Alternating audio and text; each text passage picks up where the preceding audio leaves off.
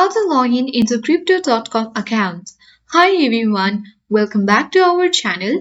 This is Rose and without further ado, let's begin. Start by opening your preferred browser.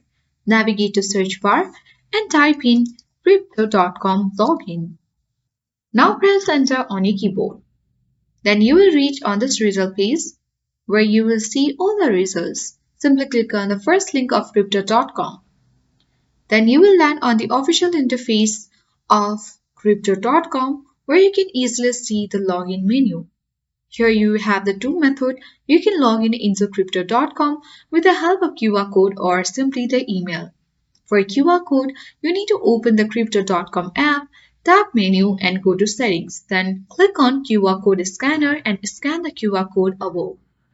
When you go to email, you need to enter your email address and click on the login button. And you have to simply enter your password, verify your account, and then simply log in into Crypto.com account.